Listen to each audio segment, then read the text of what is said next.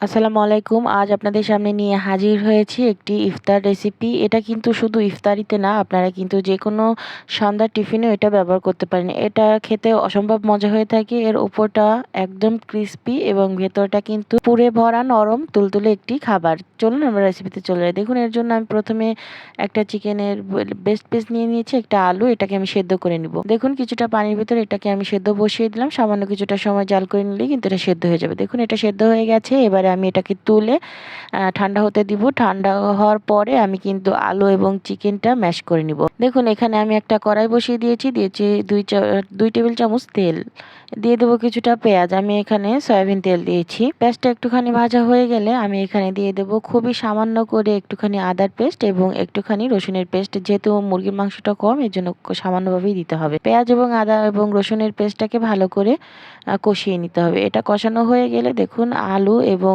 চিকেনটা যে ম্যাশ করে রেখেছিলাম সেটা এর ভেতরে দিয়ে দিচ্ছি। এটাকে দিয়ে ভালো করে মশলার সঙ্গে মিলিয়ে নিতে হবে। এটাকে খুব বেশি হাই হিটে করা যাবে না, তাহলে কিন্তু নিচ থেকে লেগে যাবে। একদম লো হিটে এটাকে ভালো করে মিশিয়ে নিতে হবে।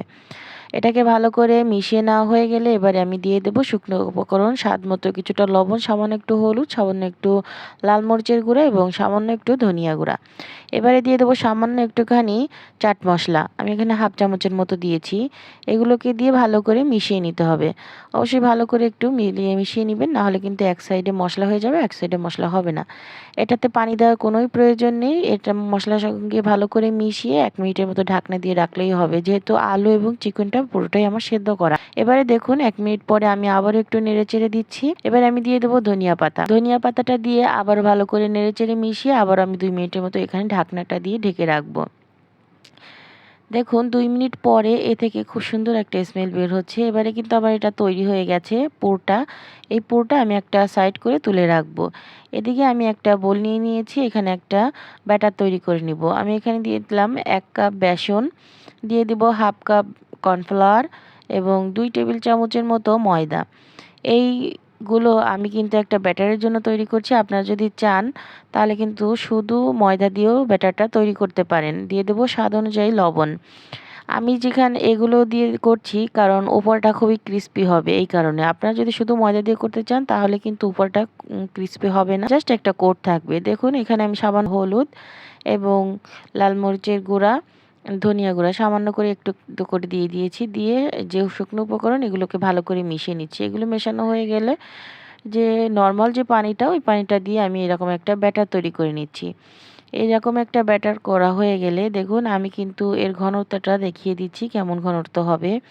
একটা চামচের সাহায্যে দেখুন এইভাবে একটু ঘুরিয়ে নেওয়ার পরে তুলবেন। তোলার পরে দেখুন কতটা ঘন হয়েছে। এবারে চামচটা কীভাবে কোট হয়ে গেছে। এখানে আমি নিয়ে নিয়েছি 6 পিস রুটি, পাউরুটি। এই পাউরুটিগুলো দিয়েই কিন্তু আমি নাস্তাটা তৈরি করব। দেখুন, আমি এখানে বিভিন্ন সাইজ করে কেটে নিয়েছি মাঝখান বরাবর এবং স্যান্ডউইচের আকৃতি করেও আমি কেটে নিয়েছি এবং আমি কিন্তু একটা আস্তও রেখেছি। এবারে আমি যে পুরটা তৈরি করে রেখেছিলাম সেই পুরটা আমি এই পাউরুটির ভেতরে দিয়ে দিব। প্রথমে আমি এখানে দেখুন টমেটো সস দিয়ে দিলাম। 2টা পাউরুটিতেই আমি টমেটো সস দিয়ে দিলাম। আমি কিন্তু এখানে শুধুমাত্র টমেটো সসটা ব্যবহার করছি। আপনারা চাইলে কিন্তু এর সঙ্গে টমেটো সস এবং মেয়োনিজটা ভালো করে মিশিয়েও দিতে পারেন। খেতে ভালো লাগে। এই টমেটো সসটা কিন্তু আমার হোমমেড, বাসায় তৈরি করা। আপনারা চাইলে আমার চ্যানেল থেকে দেখে আসতে পারেন। দেখুন, এবারে এই যে পুরটা দিয়েছিলাম, এই পুরটা এখানে একটু মোটা করে লেয়ার করে দিয়ে দিতে হবে। একটু মোটা করে দিবেন, খেতে ভালো লাগবে। দেখুন, আমার এখানে দেওয়া হয়ে গেছে। এবারে যে বাকি যে পাউরুটির পিসটা ছিল, এবারে এটা আমি এর উপর থেকে একটু প্রেস করে মিশিয়ে দিব। দেখুন, আমার কিন্তু একটা তৈরি করা হয়ে গেছে। সেম প্রসেসে কিন্তু আমি এই সবগুলি নাস্তাই কিন্তু আমি এখানে করে নিব। দেখুন, আমার সবগুলি নাস্তা তৈরি করা হয়ে গেছে। এখনই কিন্তু দেখতে খুব ভালো লাগছে। এবারে আমরা এটাকে নিয়ে চুলায় চলে যাব, চুলায় ভাজতে যাব। আমি এখানে তেল বসিয়ে দিয়েছি একটা প্যানে।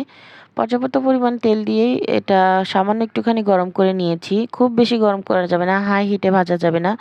মিডিয়াম হিটে এটাকে 2 থেকে 3 মিনিট ভাজলে কিন্তু হয়ে যাবে। যেহেতু মাংস এবং আলুটা সেদ্ধ করা, সেহেতু মিডিয়াম হিটে 2 থেকে 3 মিনিট ভাজবেন। দেখুন, তেলটা একটুখানি ওপর দিকে ছড়িয়ে দিবেন। এতে করে খুব দ্রুতই ভাজা হয়ে যাবে এবং খুব ক্রিস্পি হবে। আপনি যদি একটু লো হিটে সময় নিয়ে ভাজেন তাহলে কিন্তু এটা খেতে আরও বেশি ক্রিস্পি হবে। আমি কিন্তু এখানে একটা সাইড উল্টে দিয়েছি কারণ একটা পাশ আমার হয়ে গেছে।